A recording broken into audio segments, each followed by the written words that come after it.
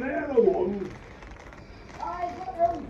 Half a dozen boat anchors and 2 boys. I couldn't find you anywhere that way. Thimble, tumble. If you use your eyes, boy, they're over there somewhere. Oh, my God, don't find you everything. Here they are, the way connected.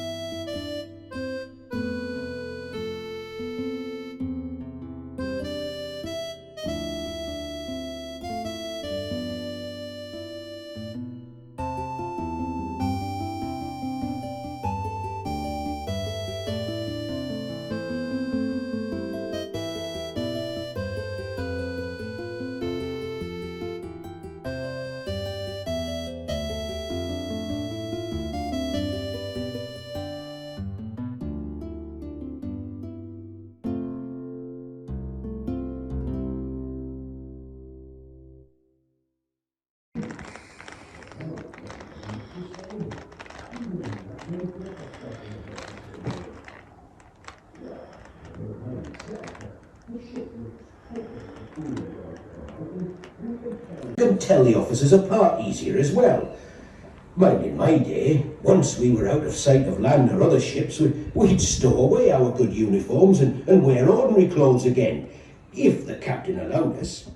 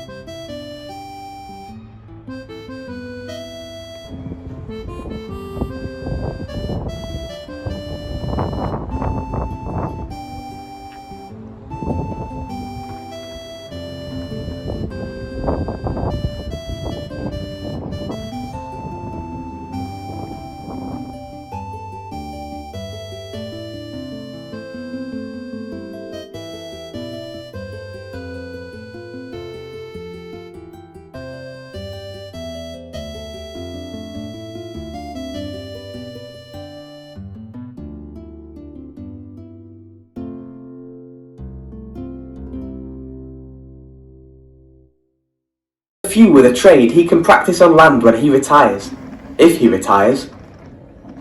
Mr. Risley, the rope maker, and Mr. Wilde, the sail maker, they're craftsmen too, skilled at their trade and good with their hands. Junk is boiled salt beef, and next to it on the plates is tack, hard ship's biscuits, so hard that some carve them into trinkets. You can do the same with the cheese. On some ships, the rats can get so out of hand that they can sink it by eating through the sides. So there's good sense in keeping their numbers down. Aren't you the perfect gentleman? Go on then.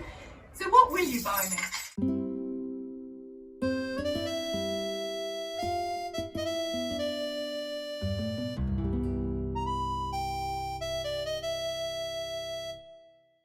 To visit.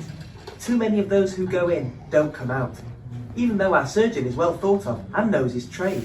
Donald McCree, sir, ship surgeon.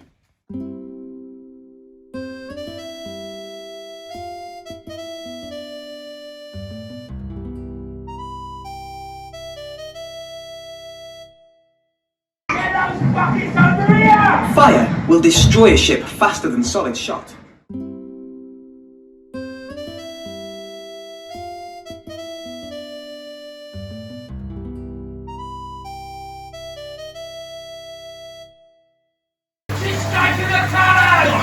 You're right!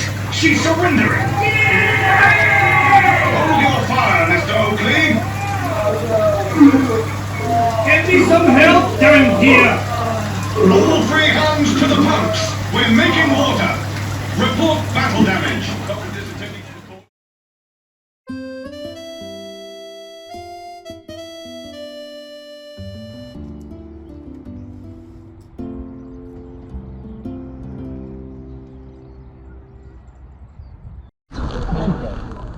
Got such nice colours.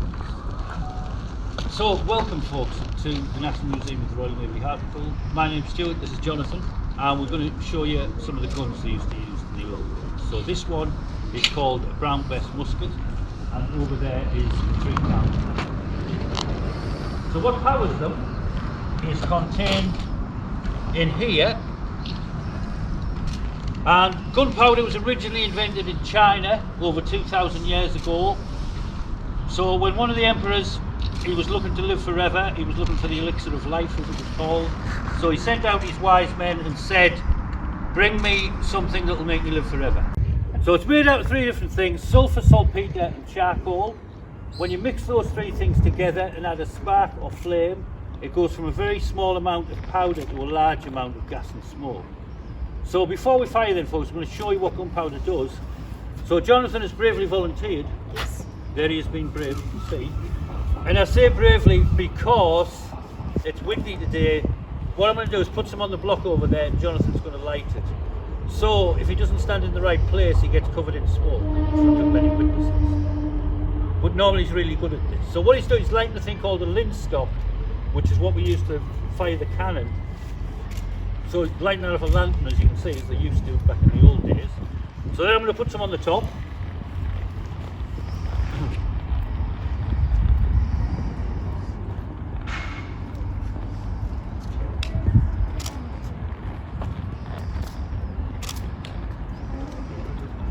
So this doesn't make a bang folks, but it does show you what gunpowder does. So small amount of powder, about enough to cover 10 pence a piece. If you watch the top, this is what it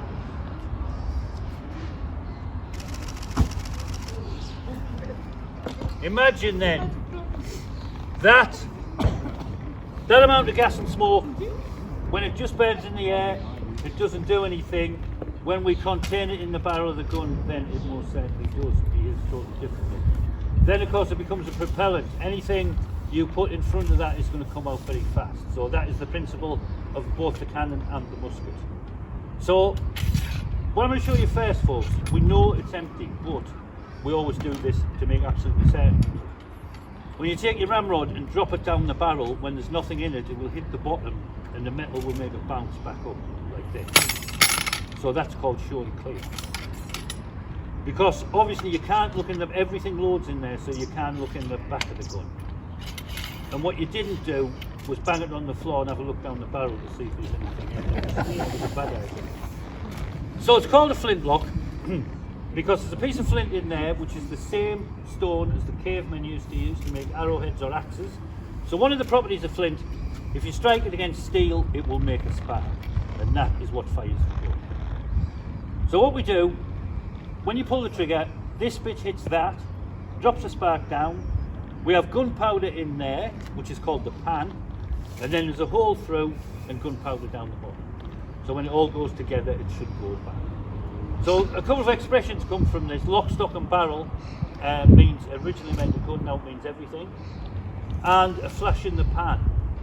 What can happen then is if you have the gunpowder in the little pan at the side but it doesn't burn all the way through, then it just goes and then goes out.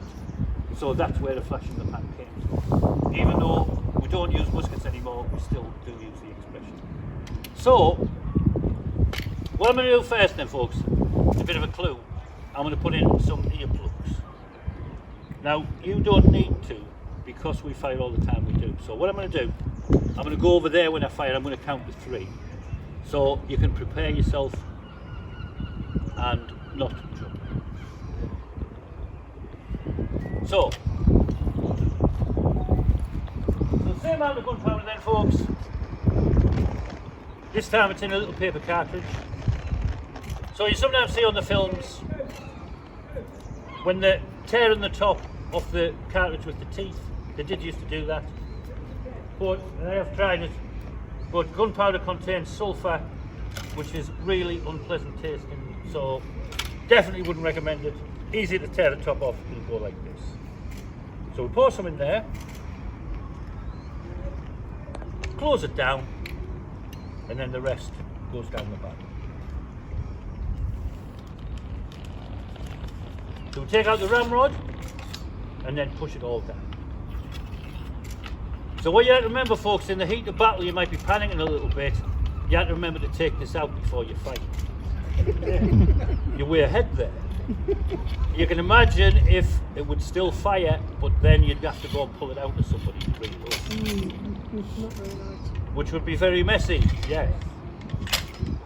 So then, it's all ready to go then, folks. So like I said, I'm going to stand over there, count to 3, and then bang.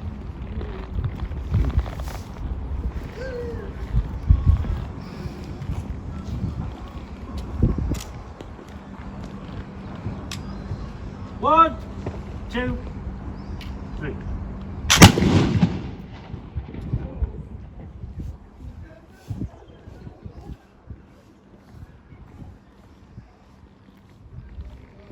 So, sometimes people ask were guns louder in the past. Now you know, yes, they were.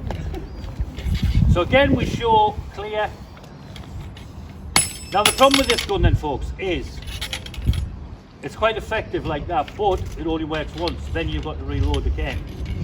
Now imagine if you're in a battle and people are running at you, then you can't just say, can you hang on until I put some more gunpowder in? They wouldn't. So what you did, this very clever but simple design, the bayonet. So it slips on. Originally, bayonets used to just push in the end, they were called a plug bayonet, but then somebody developed this one, which has a hole in it, so you can, and then it slips onto the gun like that. And then somebody pinched it to design for light bulbs, of course. If it's not a screw type light bulb, it works like that, a bayonet light bulb, that's why they call it bayonet fit. So you can see, very effective. This would keep people away from you. They would not want to run at you and do nasty things to you because you'd be keeping them away. And exactly as Corporal Jones so beautifully put it in Dad's Army, they don't like it open. That is exactly what he's referring to. So, now then folks, we're going to go on to the cannon. So this is a 3-pound cannon, which means it would fire a 3-pound ball. All cannon are named after the way that they're shot to fire. This one is a 3-pound. So what Jonathan's going to do is to put in a thing called a worm, which is like a giant corkscrew. So that makes sure there's nothing in the cannon which shouldn't be there. Then the charge full of gunpowder. So this is about 5 times as much powder as we used for the musket. That gets ramped down. Then, instead of a cannonball, we're going to use this. So this then, folks, is called an octopus knot. You can see it's not a knot for tying up octopuses, which would be very difficult. It's because it looks like an octopus. So this is wadding in effect. It's made out of rope We'd like to fire a real cannonball, but the people over there in that pirate ship wouldn't. And would probably fire back. So, we're going to put this in.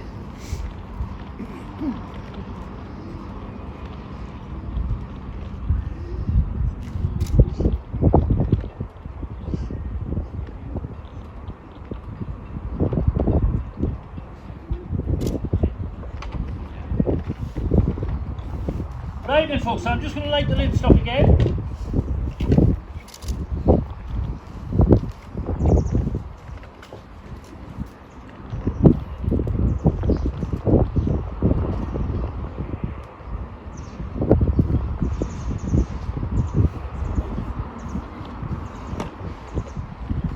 So you see what the lid stop does then folks, it gives you a distance away from the cannon. Because what Jonathan's done now is put a hole in the cartridge and then he's put some gunpowder in the back. So when it's lit at that hole, it will burn through. But the blast, of course, will not only go that way, it'll come back up as well. That's why you don't want to be leaning over the cannon when you do it. Okay, so we're going to count to 3 then folks. So if you watch the cannon, watch the rope, we'll see how far it goes. Here we go then, after 3.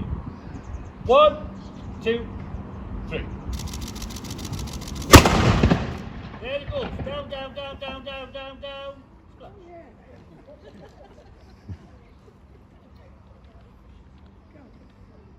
So now the worm goes back in to remove any piece of cartridge which is left.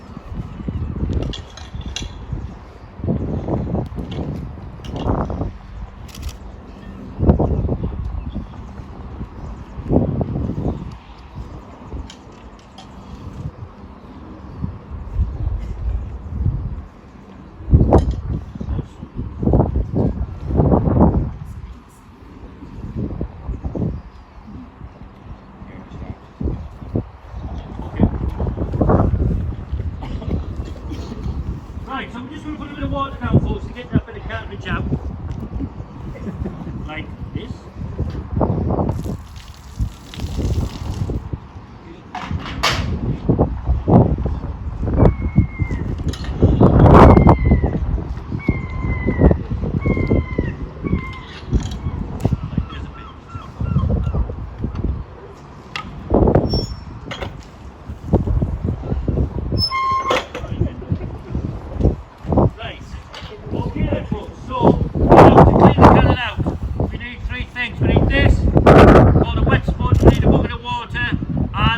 Jonathan keeps in his hands at all times, that finger.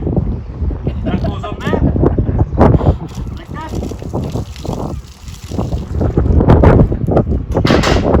And then we go like this. 1, 2,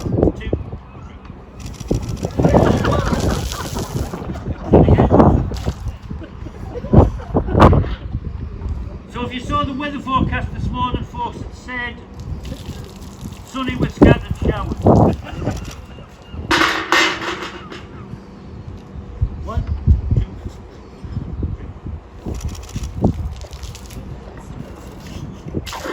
There we go.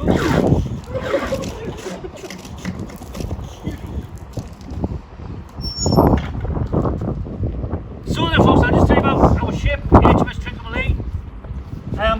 She's the oldest floating warship in Europe now, 204 years old. So we do guidebooks folks which tell you about the history and the restoration of the ship.